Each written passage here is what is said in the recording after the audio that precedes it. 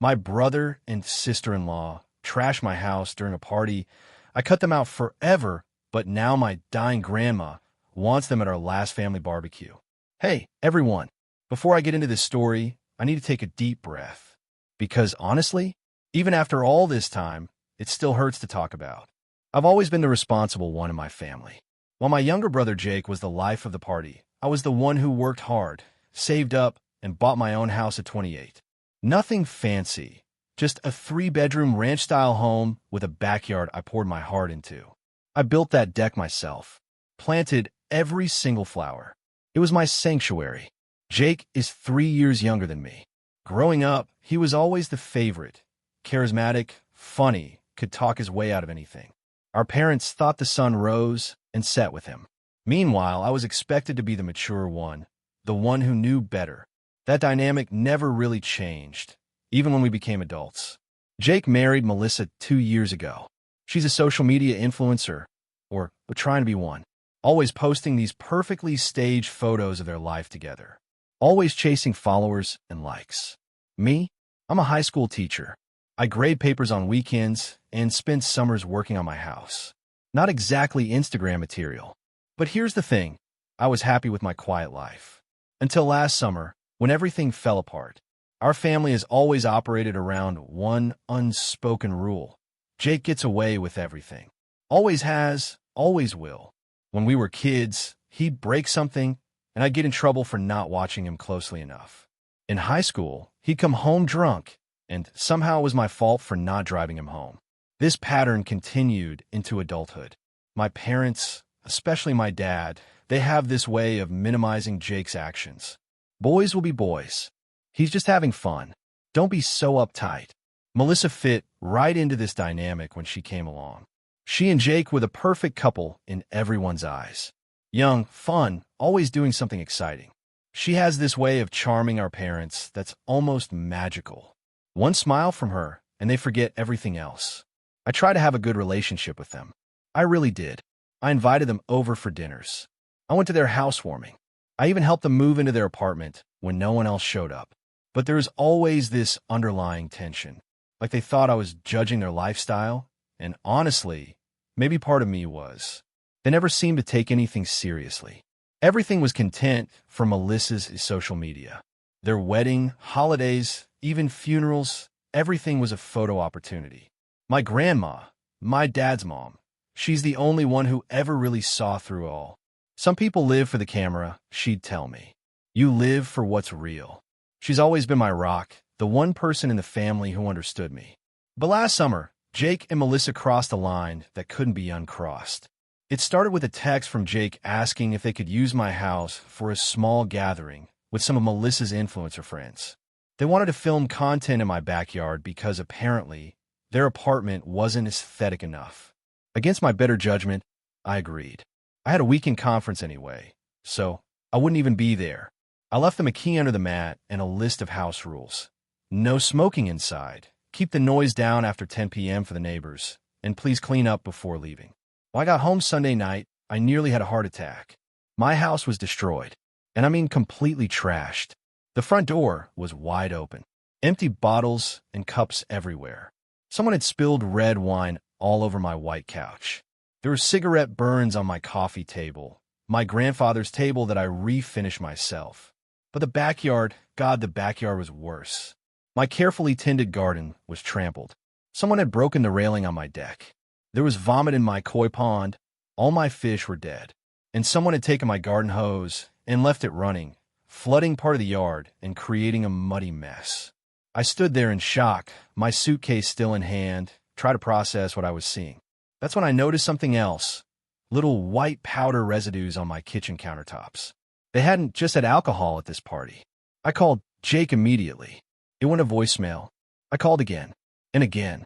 Finally, he answered, sounding like he'd just woken up. Hey, what's up? He said, completely casual. What's up? What's up? My voice was shaking. My house is destroyed. What the hell happened? There was a pause before he actually laughed, and said, oh yeah, sorry about that. The party got a little out of hand. But Melissa got some amazing content. Her video already has like 10,000 views. In that moment, something inside me just broke. All those years of being the responsible one. All those years of making excuses for him. All those years of my parents dismissing my feelings because Jake was just being Jake. I stood in my ruined living room, phone in hand, and a strange calm came over me. This wasn't just about a messy house. This was about a lifetime of being disrespected, taken advantage of, and told my feelings didn't matter. I thought about the months I spent sanding and refinishing that coffee table. The weekend spent planting those flowers. The overtime I worked to afford that couch. This house represented everything I'd worked for, everything I valued. And they had destroyed it for social media likes. My hands were shaking. Part of me wanted to scream, to cry, to drive over to their apartment and demand they fix everything. But I knew that wouldn't happen. Jake would apologize without meaning it. Melissa would say something about how accidents happen. My parents would tell me I was overreacting. The same pattern we'd been stuck in my entire life. But something was different now. I wasn't a kid anymore. This was in my house, my sanctuary, and they had invaded it, violated it, and were now laughing about it. I looked around at the destruction and made a decision. This was it. This was the moment everything would change. Jake, I said, my voice deadly calm, I want you and Melissa to come over right now. Can it wait until tomorrow? No, it can't wait. You come over right now, or I'm calling the police and reporting the damage and the drugs. The line went silent. He knew I wasn't bluffing. Fine, he finally said. We'll be there in 30 minutes. While waiting, I took photos of everything. The damage, the mess, even the powder residue. Then I sat on my porch steps and waited. They pulled up in their brand new car, the one my parents helped them buy, and I could tell from their faces they weren't taking this seriously. Melissa was even filming as they walked up. This is so bad, you guys, she was saying to her phone. We're in so much trouble. How's party gone wrong? I stood up slowly. Turn that off. She looked surprised. Turn it off. Something in my tone made her lower the phone. Jake stepped forward, arms spread in that placating way he always used. Look, I know it got out of hand, and I'm really sorry, but... No, I said, cutting him off. No buts. This isn't a conversation. This isn't a negotiation. You're going to listen to what I have to say. I made them walk through the house, showing them each item that was damaged or destroyed. The coffee table, the couch, the garden, the dead fish. All while they shifted uncomfortably and Melissa kept trying to sneak photos when she thought I wasn't looking. Finally, in the backyard, standing next to my trampled flower bed, I turned to face them. This is what's going to happen, I said. You're going to pay for every single thing that was damaged. Every single thing. The couch alone was $1,200. The koi were $500. The garden? Priceless to me, but you're going to pay for all new plants and someone to replant them. The coffee table can't be replaced. It was my grandfather's. So you figure out what that's worth to me. Jake started to protest. Come on, we don't have that kind of money. Then you shouldn't have destroyed my house, I interrupted. But here's the real issue. This isn't about money. This is about respect. And you've shown me that you have absolutely none for me or my property. I pulled out my phone and showed them the photos I'd taken. I've documented everything. I've also saved all the videos Melissa posted from the party. The ones showing underage drinking and drug use in my house. My house that I could lose my teaching license over if the school board sees this. Melissa's face went white. She hadn't thought about that. So here's what's going to happen, I continued. You're going to delete every single post from that party. You're going to pay for all the damage. And then you're going to get the fuck out of my life. Forever. The silence was deafening. Then Jake did exactly what I expected. He laughed it off. Seriously? You're being dramatic. It's just stuff. We'll help you clean up, buy you a new couch, whatever. But cutting us out forever? Over a party? Come on. That's when I snapped. Get out. I screamed, louder than I'd ever screamed in my life. Get out of my house right now. They left, and I never spoke to them again. The fallout was immediate and brutal. My parents called within an hour, furious. Not at Jake and Melissa, at me, for overreacting and being unreasonable and destroying the family over material things. Jake feels terrible, my mom said. He's really sorry. Can't you just forgive him? Family is more important than stuff. But here's what they didn't understand. It wasn't about the stuff. It was about 30 years of being treated like my feelings didn't matter. 30 years of Jake getting away with everything while I was expected to be the bigger person. My dad called the next day with an offer to pay for all the damages himself if I'd stop being stubborn and forgive your brother. I told him I'd take the money, but that didn't change anything between Jake and me. Some lines, once crossed, can't be uncrossed. The money came through, $4,800 total. I used it to replace everything I could replace. The couch, the fish, the plants. I even had the deck railing fixed. But Grandpa's coffee table? That was gone forever. Just like my relationship with my brother. The family split was immediate and complete.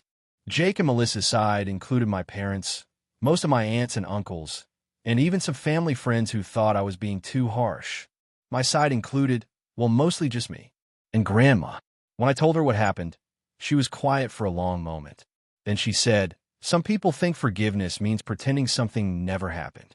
But real forgiveness means acknowledging the hurt and choosing to move forward anyway. You can't move forward with someone who won't acknowledge they hurt you."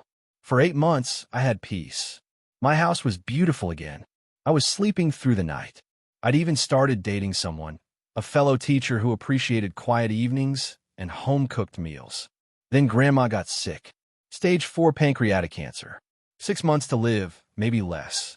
The diagnosis changed everything.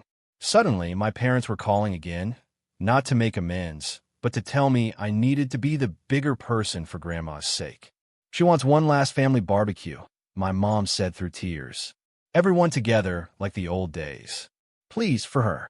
You don't have to forgive Jake, but don't punish Grandma for his mistakes." The emotional manipulation was masterful.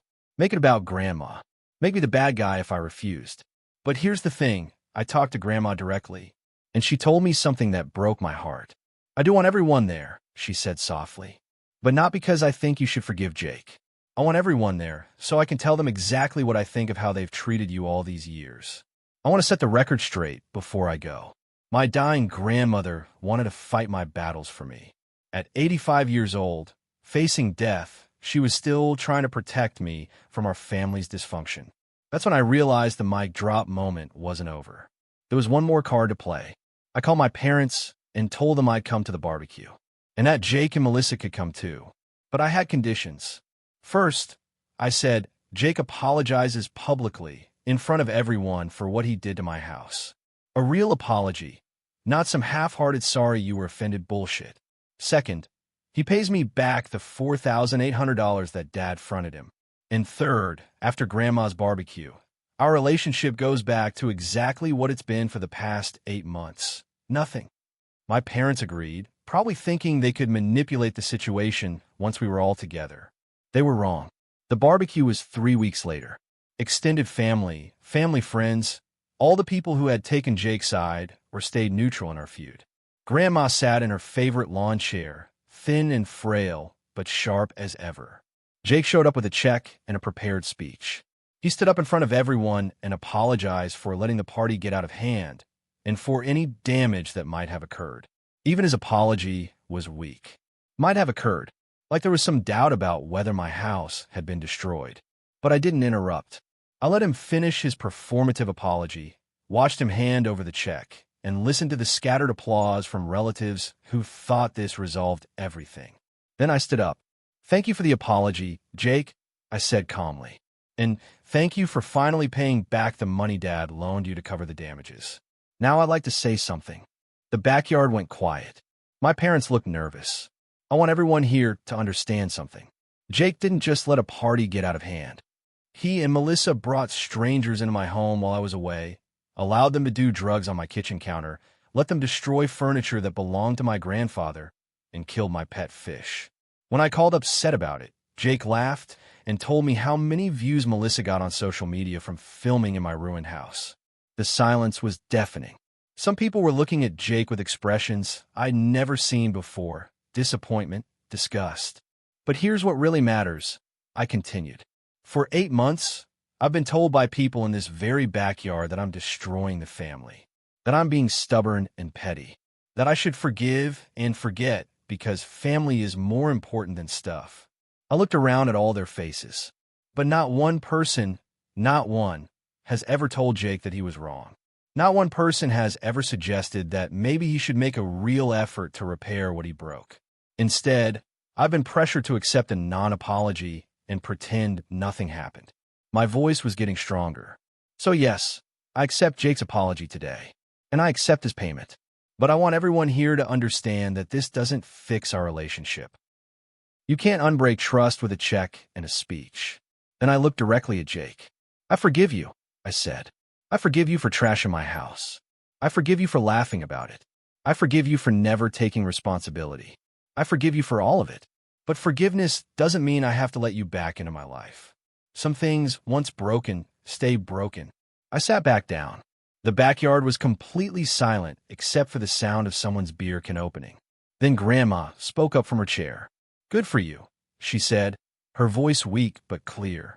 Some people think being family means you can treat each other however you want, and it doesn't matter. Those people are wrong. She looked around at everyone.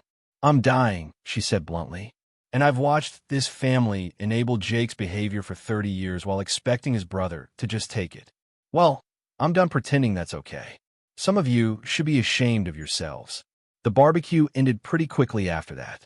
Grandma passed away 6 weeks later. I was with her at the end, holding her hand while she slipped away peacefully in her sleep.